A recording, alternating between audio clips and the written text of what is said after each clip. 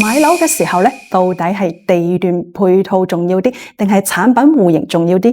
到底係高大上嘅社區會所重要啲，定係樓下嘅新鮮底商重要啲？今日呢期視頻，我會以我13年地產人嘅新手買房決策邏輯，同大家拆解一下當下最紮實嘅買房4大維度黃金優先級，幫大家將每一分血汗錢都花喺刀刃上面。第一優先級就係地段，直接佔買房決策嘅50%。古語就有話啦，皮之不存，毛將焉附。地段直接決定咗你呢套樓嘅資產下限同埋二手流通性。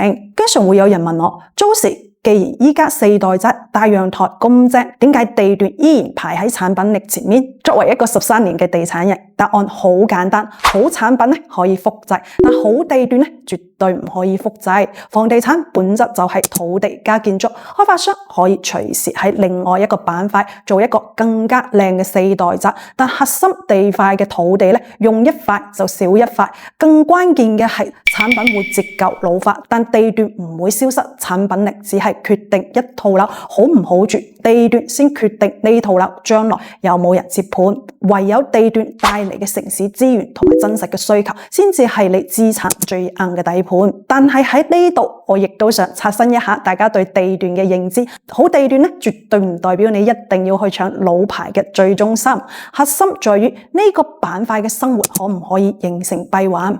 咩叫生活閉環？我攞中山嘅西區彩虹片區嚟做一個例子，你就會明白。雖然咧西區彩虹片區咧就唔係中山最核心嘅板塊，但佢係極少數將生活閉環做到極致嘅板塊。睇病有中山市新中醫院，亦都係中山3大3甲醫院之一。散步休閒有彩虹綠洲公園，買餸買生活用品有成熟嘅菜市場同埋超市商圈。你住喺彩虹片區，落樓5到10分鐘，日常吃喝玩樂、睇醫生、做運動，全部都唔需要外求，喺板塊內就可以完美閉環。呢種有真實嘅煙火氣、有確定性嘅配套兜底嘅地段，先至係二手最受歡迎嘅地段。所以記住，買樓睇地段就唔係就睇名頭大唔大，先睇生活可唔可以閉環。選好咗地段之後，第二優先級就係產品戶型同埋產品力，決策佔比大概係25%。聽我一句勸，門一關戶型先係每日陪你時間最長嘅地方。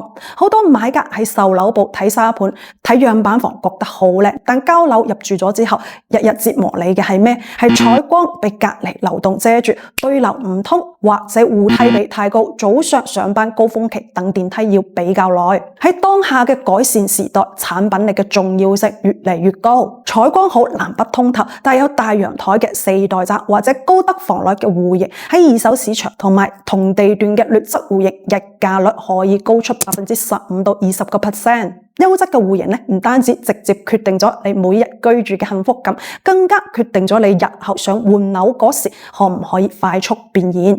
千祈唔好為咗平嗰幾萬蚊去買同小區裏面採光差、戶型比較差嘅單位，呢啲喺二手市場亦都係最難買嘅庫存。排喺第3優先級嘅係小區嘅配套，喺決策上面佔比大概係15%。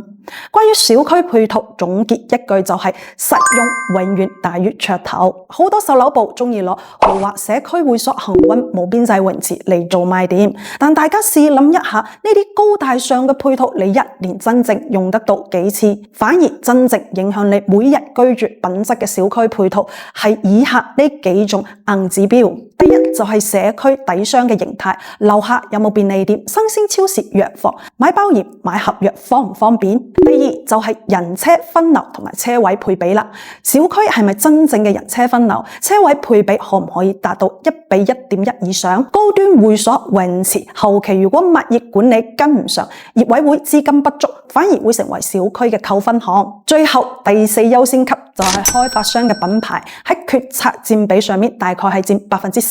可能好多人會好奇，租時開發商品牌咁重要，點解你排喺最後？大家要搞清楚，喺當下嘅市場環境，品牌嘅作用咧已經從過去嘅高日價標籤轉變為保交樓嘅安全底線。揀品牌嘅邏輯咧就好簡單，喺預售制之下，我會建議優先選擇履約能力強、資金鏈比較穩健嘅央國企或者本土嘅龍頭企業。業，確保可以按時按質交樓。但係千祈就唔好陷入品牌迷信，大開發商喺偏遠差地段起嘅劣質戶型，跌起身一樣係冇底檔。品牌係你買樓避坑嘅防線同埋門檻，但佢絕對唔可以作為你決定買樓嘅第一指標。